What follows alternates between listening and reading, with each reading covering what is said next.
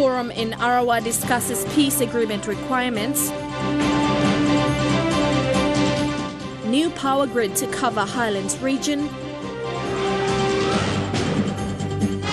And Israeli government helps with water filtration kits.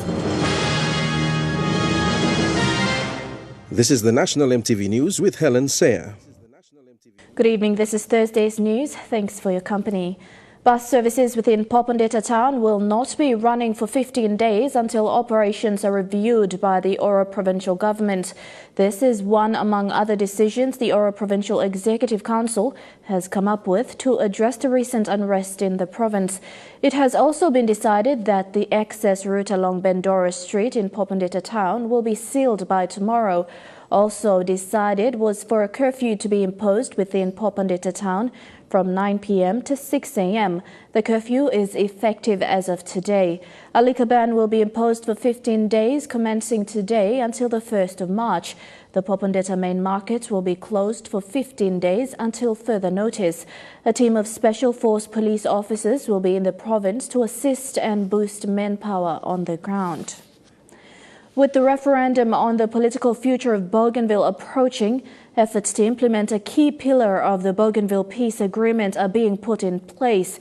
A meeting of the Joint Weapons Disposal Secretariat was held in Arawa with representatives from the national government, the ABG, with support from the United Nations discussing the progress in achieving this requirement of the BPA.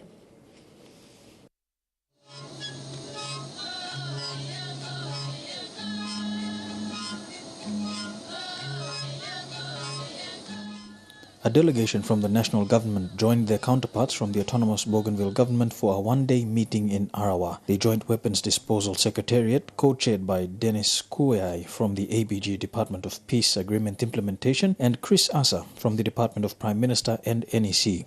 With the target date of the referendum on Bougainville's political future some 120 days away, the outcomes from this meeting will be put forward to the Joint Technical Team for consideration and deliberation and subsequently endorsement by the Joint Supervisory Body. The meeting discussed the specifics of declaring constituencies referendum ready through checklists and proper verification through a 4-phase weapons disposal plan. The meeting of the JWDS was given additional prominence with the attendance of Moses Pipiro of the Mekamui faction.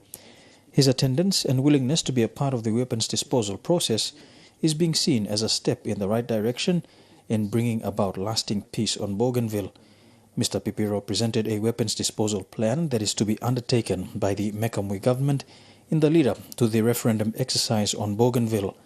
This plan also involving requests for assistance to ensure that weapons that they've collected are documented and in some cases preserved as monuments for future generations of Bougainvillians. Representatives of development partners were present at the meeting of the Joint Weapons Disposal Secretariat, indicative of the support from outside of Bougainville for the upcoming referendum process.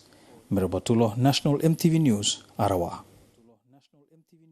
In Arawa this week, history was achieved with the Mekamui faction joining the official weapons disposal process in the autonomous region of Bougainville.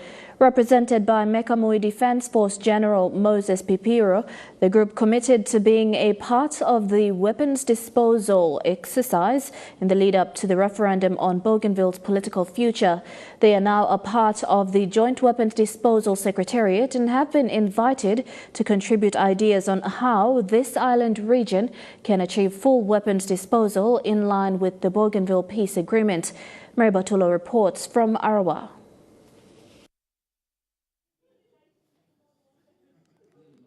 This week, the Joint Weapons Disposal Secretariat met to firm up progress in efforts to achieve full weapons disposal on Bougainville in line with the Bougainville Peace Agreement.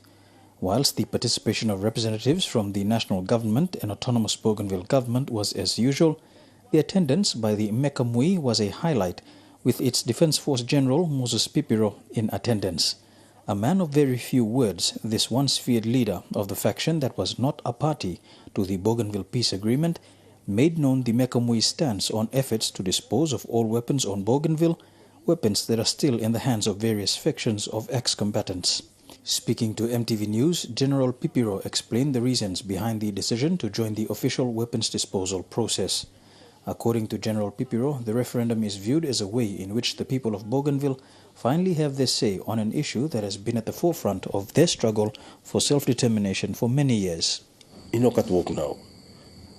Fight to finish. Now, that's why holo yambla tu holo fight man lo ya mi yoklon document now. Yumi mas maroro. By me last plat 10 playa. You must stop one time holo pemeri. I'm mas one time all. Weapons and by make them contain. Our fight them nokat.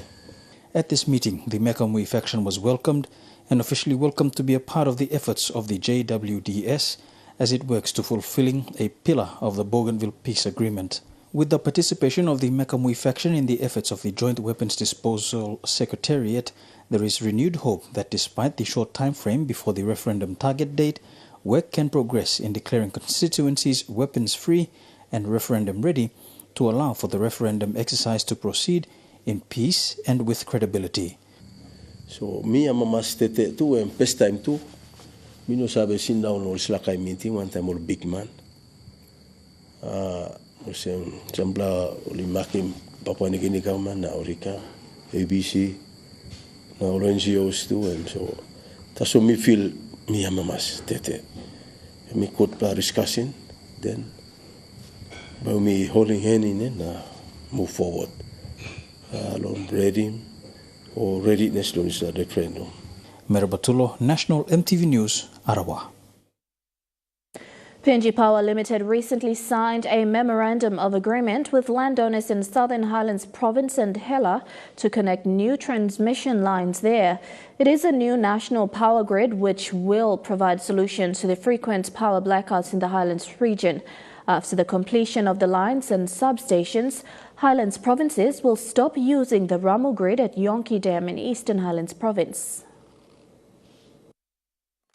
The new transmission line will connect 3 provinces, starting from Tari to Mendi and to Mount Hagen's new substation. It will be a 189 kilometers of 132 kilovolts transmission lines from Wabia substation in Tari to Tindimi substation in Mendi, then to Pounder at Kaupena in Southern Highlands, and will stop at Keltiga in Mount Hagen. This 132 kilovolts transmission line will be the second highest voltage that PNG Power will produce after that of the lay transmission lines. This means that there will be enough power supply to the whole of Highlands region. PNG Power will construct 448 transmission towers from the 3 provinces to meet the demand of its consumers. PNG Power recently signed the MOA in Hela and Southern Highlands for the multi-million kina power project to begin.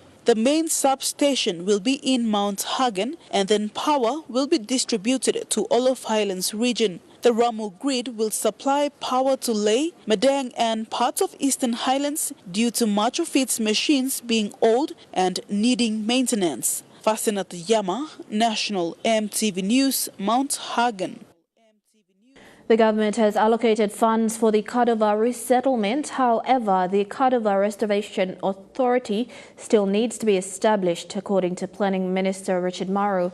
Like the Manam Restoration Authority, Kadova needs to be established in order for the government to look at long-term relocation plans for the Kadova Islanders.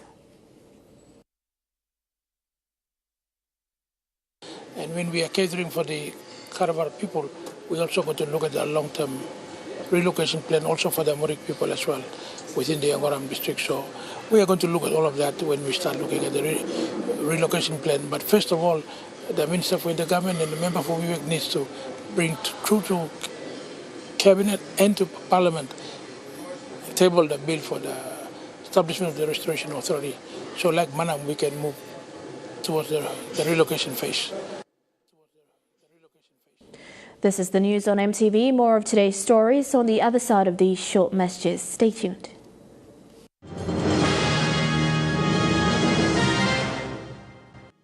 Original, classy and elegant is our winning combination. At Queen Emma Chocolate, we are passionate about creating PNG's very own chocolate from locally grown cocoa. That is why, from bean to bar, we ensure the quality is at the core of our products. P&G's very own chocolate, perfect for any occasion. Share the taste of success with Queen Emma chocolate. The Department of Lands and Physical Planning, in partnership with the National Research Institute and other key government agencies, will be hosting 4 regional workshops on customary land in Port Moresby, Madang, Cockafall and Mount Hagen. The workshops are to allow landowners to contribute to improving customary land policy and legislation leading up to the National Land Summit in May. For further information, call us on 326-0061. The National Land Summit 2019. Our land, our life, our future.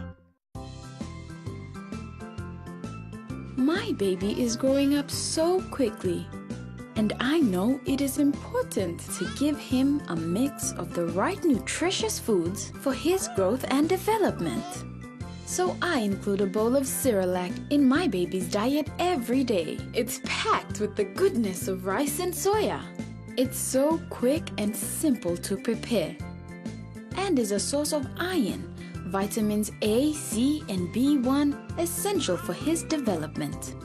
And he loves it too.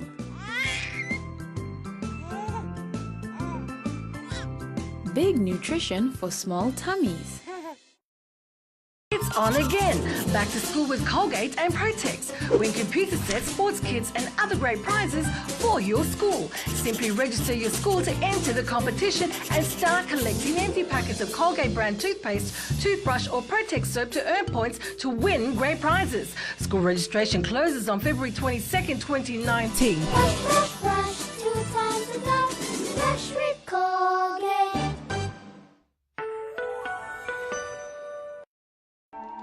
Sunday night on MTV, the must-see inspirational story of 21 years of development in Enga Province.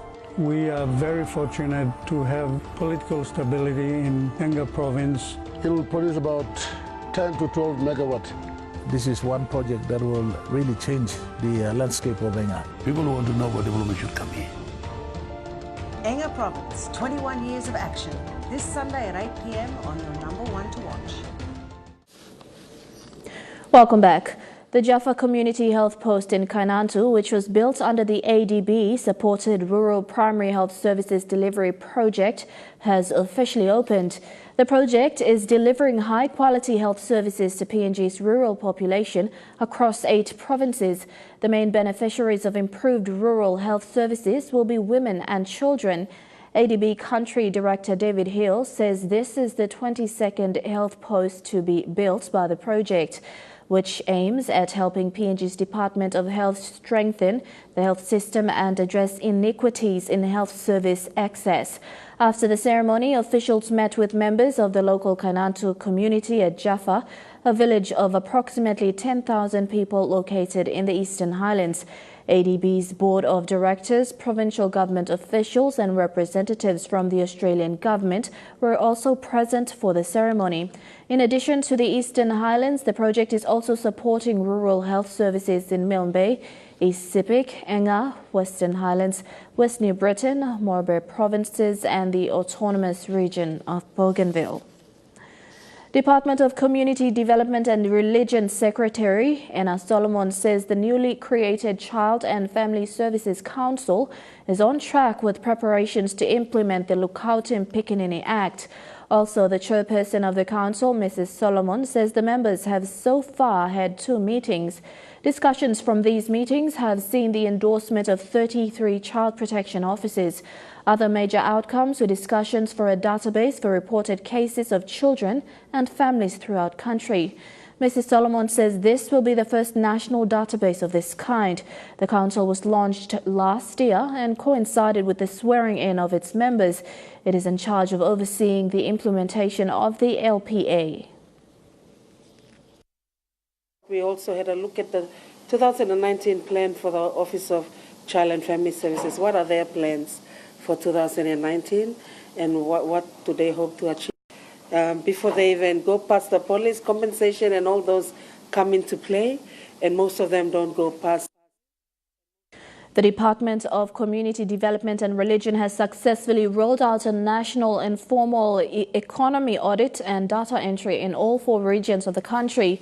Secretary for Community Development and Religion, Anna Solomon, says the audit will help the department better understand the informal sector. The informal economy audit and data entry was one of the major achievements of the department last year. The National Informal Economy Audit was carried out and successfully completed last year for the first time. Community Development Secretary Anna Solomon says the informal sector is one of the major economies in the country which many people are involved in. No country has really done an audit on informal economy, and for Papua New Guinea, because it's one of the major activities right around the country. And we cannot continue to make assumptions about how big this economy is. The informal sector audit carried out last year showed many interesting results for the department. The findings prove that many people from the formal sector are moving into the informal sector. Other findings showed that men are also becoming a major participant in the informal sector today. It used to be just women, a lot of women. And they paid school fee and they put food on the table. There's now a trend of a lot of men moving into informal sector. So they are very good findings that will help many players and many stakeholders in Papua New Guinea when we want to plan out our work and allocate funding where it's supposed to go. The informal economy audit also proved that many families in the country depend mainly on the informal sector for school fees and other necessities. The Secretary said the audit will help the department see the informal sector in better ways so that they can partner with development partners to develop the sector. It now helps us to see the informal economy in a much better way than an eyesore. Because we must all know that this economy feeds many families in Papua New Guinea. The information from the audit will help the department develop policies that will provide better working conditions for people in the informal sector. The Secretary said findings will be presented before the Parliament for enactment before it is released to the public. Rayon Lakingu, National EMTV News. The Central Provincial Government is expected to present its 5-year plan. The Governor, Robert Agarobe, says their 5-year plan is to improve accessibility into rural substations and agriculture concept of one crop, one district. Governor Agarobe says he expects district governments to also do their 5-year plans along with the provincial plan. We're working very well with all the open members, but they have their development plans which they want to drive, so we let them drive their development plans and we assist wherever we can. The idea is that they align with my priorities of the province because we're trying to go one crop per electorate. We're supporting one major sport in the province. It's all to do with identity, branding, all that type of thing. So we can put a lot of our resources to support one program rather than spread it too thin, and then there's no really effect in it. So we are now trying to, support one major product like cash cropping. Like for here above, we want to looking at, maybe cocoa, rubber, or copra, like coconut. Coconut grows everywhere along the coast. From border to border, we have coconut. So coconut is a major product, and you can use 100% of the coconut plant itself. So those are, discussions we're having with KIK at the moment. But, you can see Central, we have a lot of resources. We just never tapped into it properly. Now, much has been said about the Hela province over the years. It's a province largely misunderstood, where the difficulties of managing it are underestimated and where cultural ties remain at the center of everyday life. In 2018, a large earthquake struck the province. Then, tribal fighting resulted in the deaths of more than 25 people. A lot of work has been done since to bring peace. In this special report, Scott Wide tries to gain an understanding of what it is that makes the province tick. Over the past 4 days, I've been taking in as much as I can of this beautiful province and its people. Hela has been given many names and labels, a lot of them negative and largely due to the long-held perceptions related to tribal fighting and violent crime. I think we are suffering from perception. We are suffering from perception issue. They think Hela is killing and fighting, and And all the landowners are in hell. We are not all landowners here. We're not killing and fighting here. Behind the battered image, a lot of work is happening. Small steps that the province hopes will restore confidence in both the systems of government and its people. And it's taken a concerted effort from all sectors. Since the beginning of 2018, Provincial Administrator William Bando and several other provincial leaders and senior members of law enforcement have been negotiating peace between warring clans. Bringing together tribal leaders and making peace was something not specified in their job descriptions. A lot of lives have been lost. A lot of properties have been damaged. Only after all of these things we realized we made a mistake, and we all come around on the same mumu pit for one pig, and that's the end of it. And what about all the loss we've incurred in terms of human lives and properties that we've built over time? And I guess our people have learned some good lessons out of it. For an outsider trying to understand what goes on here is sometimes mind-boggling. Hela's social problems can't always be simplified, and they're not the kind you usually get in coastal provinces. You have to at least study the complexities of the culture and the politics in order to understand what goes on today. We tend to forget that there's a mediation process, there's a conflict resolution process, there's a rule of law that needs witnesses. So we just commit ourselves into action, which flash problems. So a lot of education, a lot of awareness needs to be done, and we need the people to change their attitude. Perhaps what's least understood is the power and influence the clans have in the communities. Allegiances to the clans dictate behaviors and attitudes. It dictates the politics and the disputes over land. Not the ground now. And that power and influence can be used as a force for good or bad. The clans are defined by blood, are defined by land boundaries, and that follow the blood. And then you have sizable areas. Right. Former parliamentarian Alfred Kayabe says the clans need formal recognition as a partner in development. He says PNG's adoption of the Westminster system doesn't take into account the governing powers of institutionalized. It is corporatized. It is unitized as a unit for development, immediately following the one level. When warring clans destroyed important infrastructure and when people were killed, Hela went back to the basics. Leaders from the adopted system of government reached out to the clans and began dialogue. Small arguments lead into big trouble fights.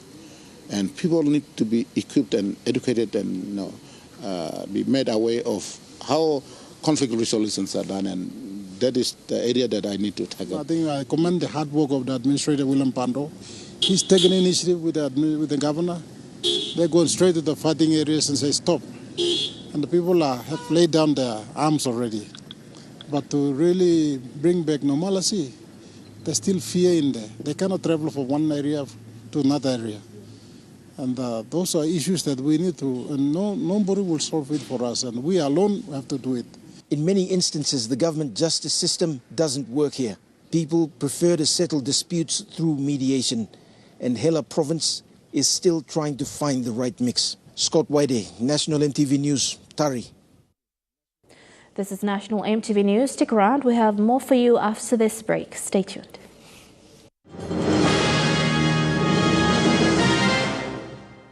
Original, classy and elegant is our winning combination. At Queen Emma Chocolate, we are passionate about creating PNG's very own chocolate from locally grown cocoa. That is why, from bean to bar, we ensure the quality is at the core of our products. PNG's very own chocolate, perfect for any occasion. Share the taste of success with Queen Emma Chocolate. In our harsh and vibrant landscape, Dulux Weather Shield is the perfect choice to protect your building against everything Mother Nature throws at it. Worth doing, worth Dulux.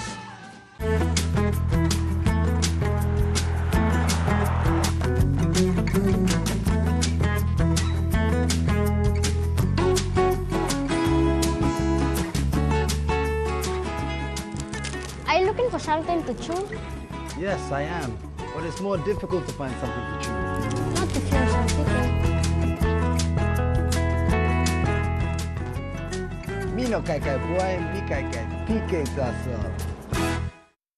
Technology is constantly evolving, creating opportunities to grow and connect globally. Telecom PNG provides you with the best innovative and flexible solutions. Our wide-ranging product portfolio includes fixed line business system, fixed broadband internet service, metro fiber network, VSAT service. You can trust us to take care of your business solution needs. Telecom PNG, always there.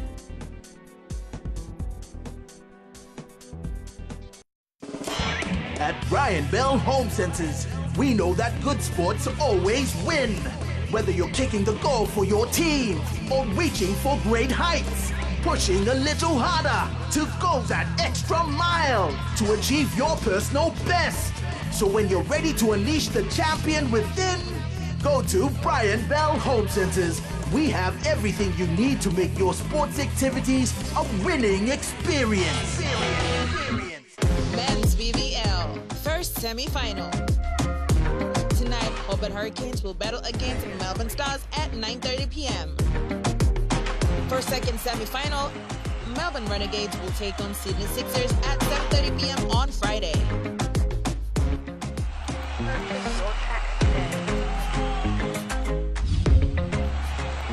Men's BBL, right here on your number one to watch, EMTV. Welcome back to the news. A media orientation on polio routine immunization, nutrition and wash was conducted today by the World Health Organization in partnership with the National Health Department and UNICEF. This brief with the media is to ensure that the media has the correct information to publish regarding polio campaign and routine immunization in the country. Since the outbreak of polio last year, the media has played an active role in disseminating information and awareness to the public regarding the polio epidemic. Today, a media orientation program was conducted by partners of the National Department of Health, WHO, and UNICEF. The main idea of this program is to make sure that the media is well informed about polio and the routine immunization so that they can relay it to the public. UNICEF Communication Officer Messi Kolok stressed on the role the media plays in informing and educating the public on polio and the importance of getting children vaccinated. So we need to inform communities. This is also a critical role on protecting children from contracting polio by getting vaccination. That is the only way. Once a child gets polio, there is no cure. So we need to let them know, pass that message, talk about it so that as many children, actually all children under the target population, 0 to 15 years, are vaccinated against polio. Then you need also to create awareness on what should people do in case they see a symptom of polio. Messi also added that people around the country need to know that there is a polio outbreak in the country and it is a disease that can paralyze the victim or cause death eventually. Polio is a very dangerous disease which can permanently paralyze or it can kill, and it has no cure. The only way to prevent polio is through vaccination. The public is urged to adhere that polio has no known cure and the only prevention is for children to be vaccinated. Inform the population, the communities, that for every round that the government with the partners proposing or coming to your community, informing you about the campaign, make sure to bring all your children under the target population. We will run this campaign for under 15 years, like we did in the last 2 rounds. T.S. Bowery, who gave an update on the country's polio vaccination statistics. Dr. Bowery also highlighted some of the challenges faced during the immunization rounds last year. Since the outbreak of the polio virus last year, April, the National Department of Health has been working with major partners, WHO and UNICEF, in conducting awareness and immunizations in the country. Speaking to MTV News, An officer of the expanded program for immunization, Dr. Matthias Bauer, says, so far, 5 nationwide and sub-national polio campaigns have been conducted. Dr. Bauer gave a brief update on the country's polio vaccination statistics. So we conducted the first campaign, which covered under 5 years old children in 3 provinces. That's Medang, Morobe and Eastern Highlands, and the coverage was 105%. Following that, we increased the scope of the campaign to include the Highlands provinces, all of Highlands provinces, under 5 children, and we reached a coverage of 99%. The countrywide campaign, we had reached a coverage of 93%. That was the first NID, or National Immunization Days, that covered 22 provinces, and out of the confirmed positive cases, we had 26 in the 9 provinces. The last onset of paralysis of the last case was in 17th of October 2018. Since then, we haven't seen any cases. But our system is still up. We are collecting samples, suspect polio cases or AFP. Apart from the statistics, Dr. Bauer also highlighted some of the challenges faced during the vaccination rounds and advocacy. Amongst the challenges was reaching rural substations and villages, as some health workers had to walk for days as it was not accessible by vehicle and funding unable to cover air transport for health workers. Some children are living in areas that are accessible by sea, which is very far from the main health center or the main clinic points. So we use community volunteers to help us with this campaign because our workforce is still limited. So these are some of the challenges. Geography, the human resource. According to Dr. Bauer, Phase 2 of the immunization has been proposed. However, there is no confirmed date yet. Patricia Chiamo, National EMTV News. Clean drinking water, something that was much needed during the 2017 earthquake, which affected Hela and 3 other provinces. A lesson learned from the disaster. Today, the Emergency Restoration Office received 20 portable water filtration systems from the Israeli government. The new filtration system is able to filter 500 liters of murky, undrinkable water every hour. Water. Once a disaster strikes, it becomes a humanitarian mission to get it quickly and efficiently to affected communities. In 2017, millions were affected by the 7.5 magnitude earthquake. But days after the earthquake, the real disaster struck. No clean drinking water had led to thousands suffering from waterborne diseases. From that experience, the Israeli government offered to allow responding teams an option for clean drinking water. Units, and this is, of course, just I would say, an initial assistance. I'm sure that you would be able to expand this and to have more units like this given to many other communities as well, as a sign, as a strong sign of the bond of friendship which exists between PNG and Israel. The Israeli ambassador to the Pacific stating the technology behind the portable new filtration bringing together Israel's experience in water security as they recycle 87% of their water and their medical technology, as new filtration is built from parts of a dialysis machine used for diabetic patients. 20 units where basically you don't need electricity, you don't need any other source of energy except your muscles. And with your muscles, making this machine function, you can supply water to 1,000 people a day. 500 liters a day. 500 liters a day. An hour. 1,000 people. It's very funny how people are looking for a very complicated solution of desalinating water from the sea and building factories of water. but this can give a solution, very cheap solution and very easy solution for every remote community that looks for a clean water. The Israeli government also providing training to the PNGDF Preventive Medical Platoon. Some receiving the training were the first PNGDF officers on the scene in Hela.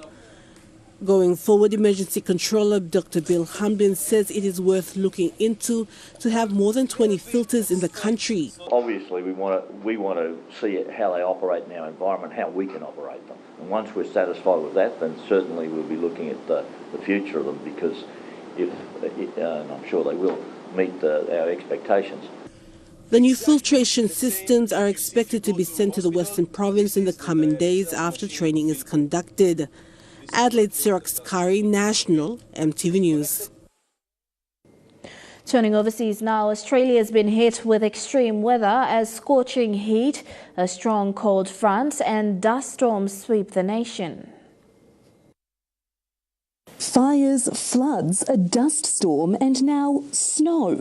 Australia's weather knows no bounds. Especially in North Queensland, where record rainfall has seen the Flinders River swell to 60 kilometres wide. Across New South Wales, hot, dry and gusty winds are fanning flames, the losses stacking up. We know from the field reports already that there are reports of numerous properties being damaged and destroyed. The much feared summer of bushfires leaving its run late.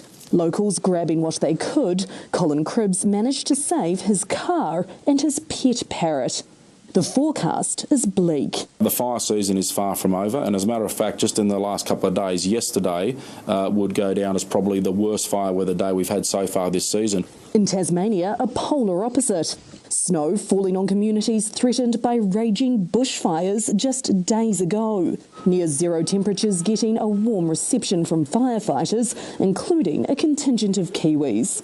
Canberra, meanwhile, was swallowed by a massive dust storm, which then left Sydney under an orange haze. The sheer size of it clear from space. It's also really wide. We can see it's around 400 kilometres wide and 1,100 kilometres long. Pollution levels hazardous in parts. The dust is settling in Sydney but is now heading to New Zealand, soon to be the land of the long red cloud. A little boy in Afghanistan has become a Taliban target.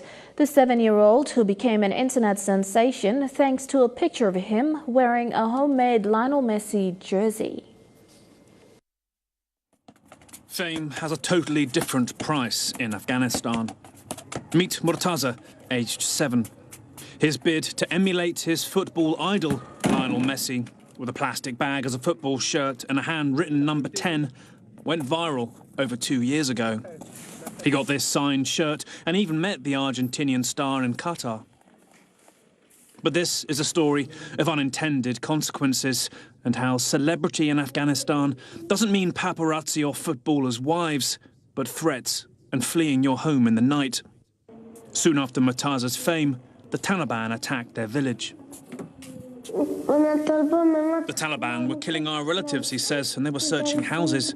They'd stop cars and kill their passengers, searching houses and killing people. I told my mother to take me somewhere else. We weren't allowed to play football by the Taliban or even go out of the house.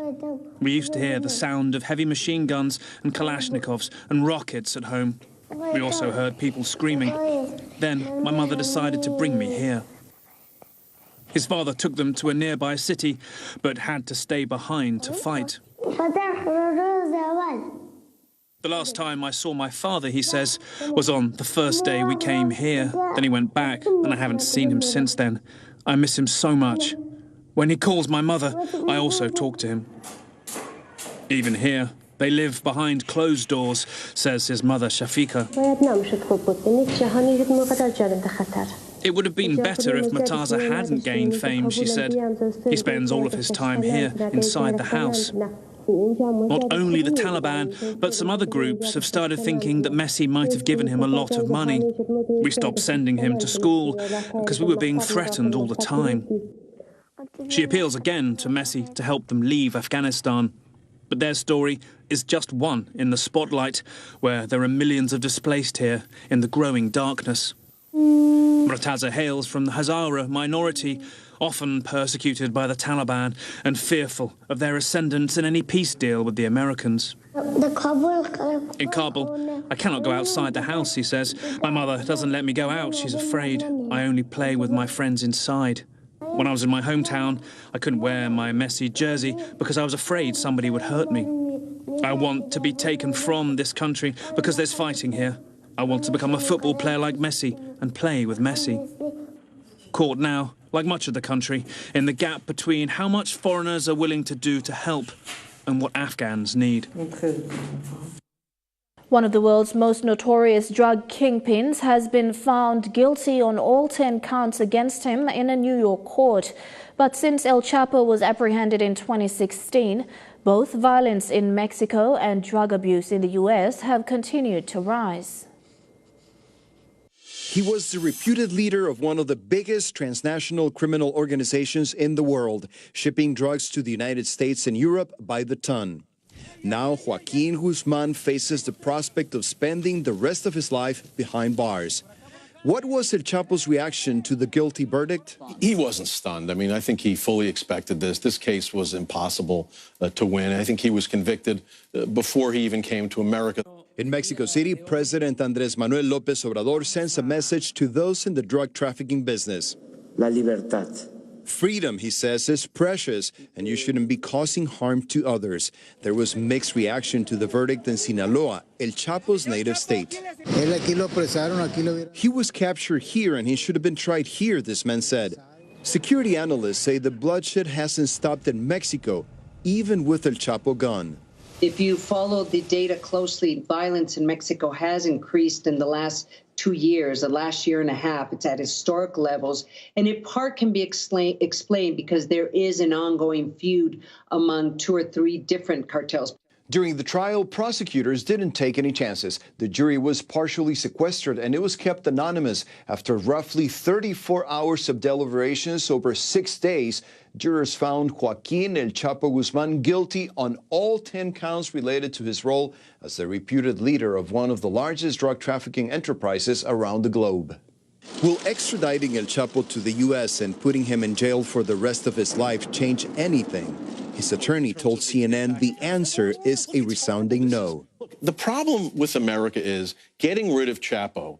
It has not changed anything. The drug flow hasn't changed. The violence in Mexico hasn't changed. What we need to figure out is why are Americans so hell-bent on doing illegal drugs? This is not the last we will have seen of him. Somehow, through his sons, who are believed to be running the Sinaloa cartel or the remnants of it, we will hear his name again. Back in Mexico City, people reflected on the life El Chapo has lived. He brought it upon himself, this man said. When he gets sentenced to life, he will be reaping what he sowed. This is Thursday's news. We'll take a look at some sporting action in Trukai Sports coming up next.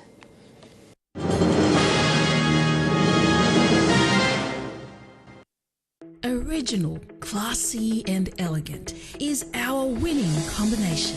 At Queen Emma Chocolate, we are passionate about creating P&G's very own chocolate from locally grown cocoa. That is why, from bean to bar, we ensure the quality is at the core of our products. P&G's very own chocolate, perfect for any occasion. Share the taste of success with Queen Emma Chocolate. It's on again. Back to school with Colgate and Protex. Win computer sets, sports kits and other great prizes for your school. Simply register your school to enter the competition and start collecting empty packets of Colgate brand toothpaste, toothbrush or Protex soap to earn points to win great prizes. School registration closes on February 22nd, 2019. Brush, brush, brush, 2 times a day. Brush with Colgate. The Department of Lands and Physical Planning, in partnership with the National Research Institute and other key government agencies, will be hosting 4 regional workshops on customary land in Port Moresby, Madang, Kokofol and Mount Hagen. The workshops are to allow landowners to contribute to improving customary land policy and legislation leading up to the National Land Summit in May. For further information, call us on 326-0061. The National Land Summit 2019.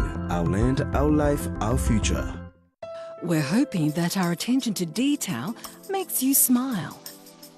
We're hoping that our comfortable dining helps you unwind and makes you say, yum. And maybe even party a while. We're also hoping you'll ease into work mode or just relax, enjoy the view and simply discover the beauty. Come see for yourself why the Alatau International Hotel is simply Alatau's finest. Papua New Guinea, the most diverse country in the world. Rapidly growing, rapidly evolving. Through it all, your number one station has seen it all. The one station providing news and entertainment like no other. Stay informed and stay ahead with the number one news bulletin with reports from our correspondents right across the country, covering news, current affairs, sports and entertainment. 4 million viewers right across the country. MTV since 1987, still your number one.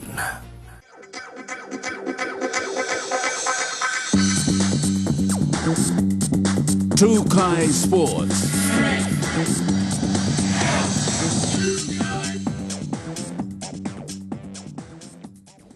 Welcome to Trukai Sports. Toti City Dwellers beat Malampa FC 4-2, ending Malampa's Champions League campaign. Dwellers remain on track for a top 2 finish with 4 points from their 2 matches played so far. Malampa were eager to finish the match with a win, taking an early lead with a goal from Elkington Molivakarua in the 5th minute. Malampa held Dwellers at bay throughout most of the first half. Just before the end of the half, lay captain Raymond Gunemba scored 3 goals in 5 minutes to take a 3-1 lead at half-time. In the second half, Nigel Dabi Nyaba scored a goal in the 60th minute to put his team further in front. A late complimentary goal in the 82nd minute from Malampa saw the game come to an end, with Dwellers beating Malampa 4-2.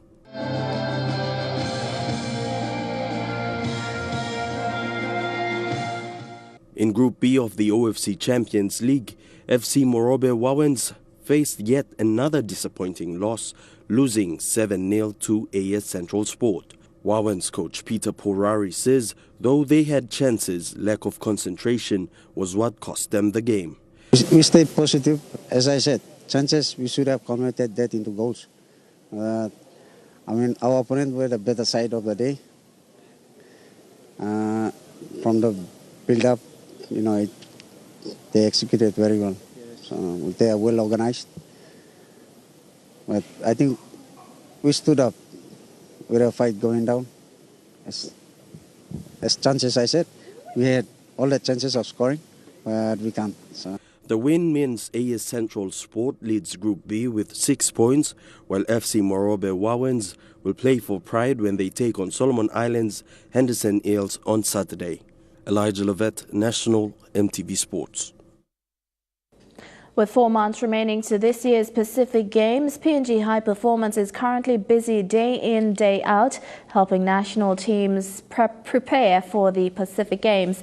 While other national federations are conducting their training sessions in Goroka and Lae, basketball, boxing, AFL and football are currently being assisted by High Performance Sport in Port Moresby. The training includes strength and conditioning, as well as providing medical tests and physiotherapy sessions. Now come July this year, Team PNG will be looking to defend its 2015 Pacific Games title, won on home soil. As part of Team PNG's preparations, national federations have engaged PNG High Performance Sport to conduct training sessions for their athletes. National federations currently training under High Performance are basketball, boxing, swimming and AFL.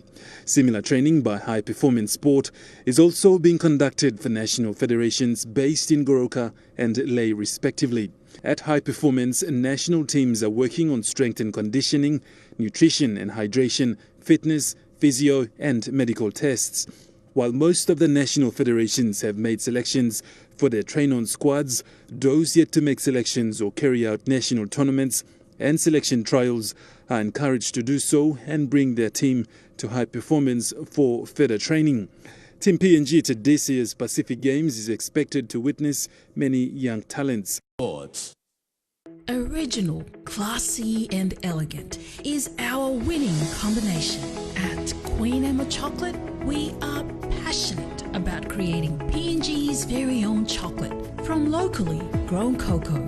That is why, from bean to bar, we ensure the quality is at the core of our products. PNG's very own chocolate, perfect for any occasion. Share the taste of success with Queen Emma Chocolate. Technology is constantly evolving, creating opportunities to grow and connect globally.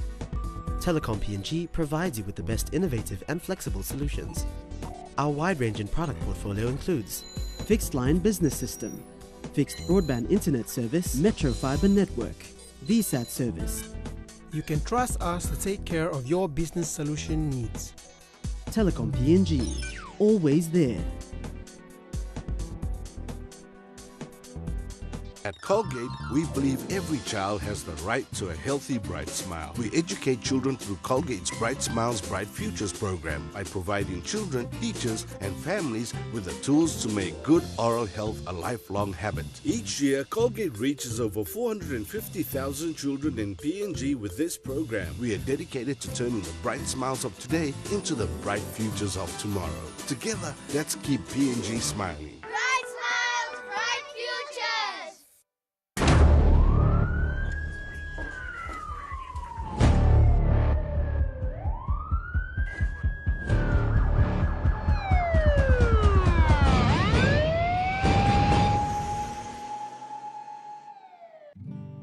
I love the way you taste. I love the easy meal. I love family dinner time. I love my true kind. I love the quality.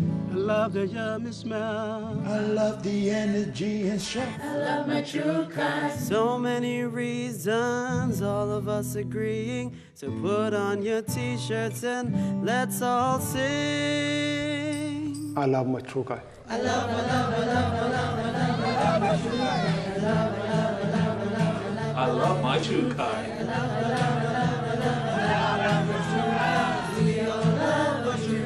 Let's sing it again. I love my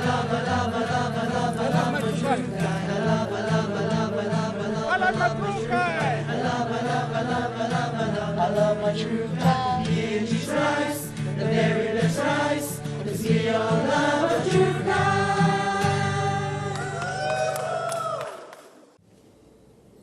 Welcome back to Trukai Sports. Just 24 hours out from the start of the new Super Rugby season, First Fives have become an endangered species.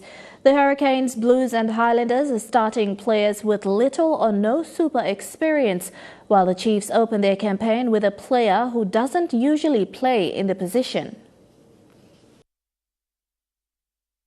If Fletcher Smith runs out well on Hurricanes debut, there may be a thank you card heading to the Waikato Rugby Union. I think they're playing a really exciting brand of footy, and that's what I love. Up in Waikato, that's what we're all about, so coming down here is pretty easy in transition to that kind of game plan.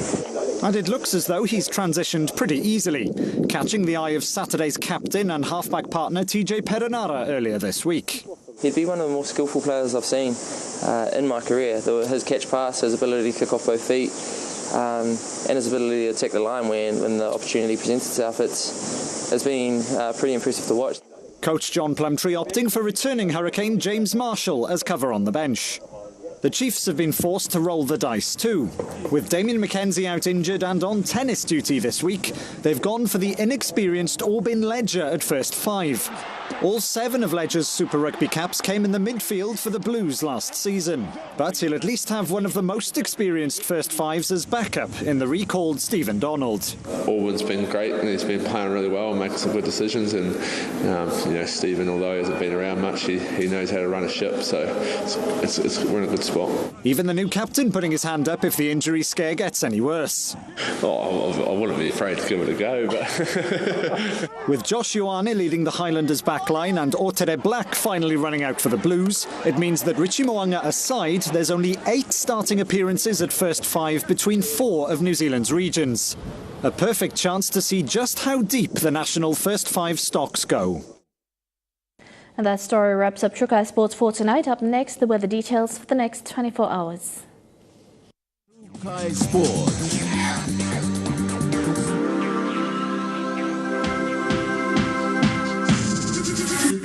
Trukai Sports. Original, classy and elegant is our winning combination. At Queen Emma Chocolate, we are passionate about creating PNG's very own chocolate from locally grown cocoa. That is why, from bean to bar, we ensure the quality is at the core of our products. PNG's very own chocolate, perfect for any occasion.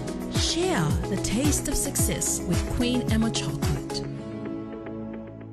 Public awareness from IRC, payment due dates for goods and services tax, 21st of the month. Salary and wages tax, 7th of the month. Company income tax, 30 days after notice of assessment. Personal income tax, 30 days after notice of assessment. Stamp duty due on assessment are the withholding taxes on declaration. Lodge appropriate tax return which is also due on the due date as the payment date. Payment methods include FPOS. All bank debit cards are accepted at FPOS terminals at our regional centers and provincial offices. Credit cards are not accepted. Bill pay. IRC bill name is Internal Revenue Commission, code 11628. EFT direct payment. Bank credit transfer application, bank check, bank draft. IRC is no longer accepting personal company check payments. You must include your TIN and name, tax being paid, tax period, payment date and amount, your electronic payment receipt. For more information on making tax payments or to obtain copies of your receipts, call 322-6548 or 322-6773 or visit www.irc.gov.pg. This message is authorized by the Commissioner General,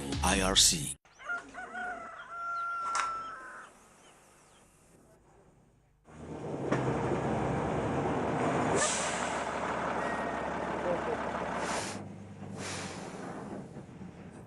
Bomb chicka wow wow. Bomb chicka wow wow. Bomb chicka wow wow. Wow wow. We've improved the formula. New links with added. Bomb chicka wow wow.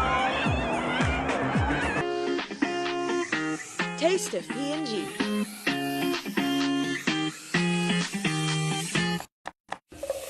In addition to Papua New Guineans' love for food, with curiosity for cultural signature dishes and international cuisine. Top it off with tasty, vibrant, quick and easy meals to cook and enjoy. Taste of PNG will help bring family celebrations, feasts and gatherings more fun. Taste of PNG, returning soon to MTV. In our harsh and vibrant landscape, Dulux Weather Shield is the perfect choice to protect your building against everything Mother Nature throws at it. Worth doing, worth Dulux. The weather details were proudly brought to you by Dulux, celebrating 50 years in PNG and the only paint made in PNG. Quick look at the weather forecast in Kerema. Rain periods throughout the day.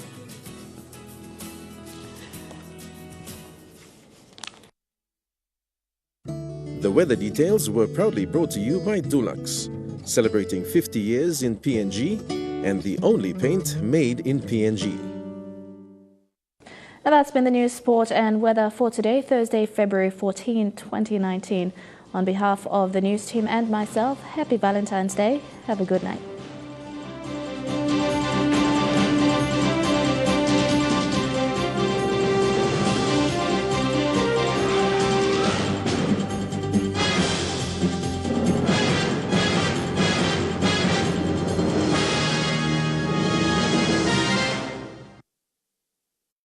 This news program was proudly brought to you by Paradise Foods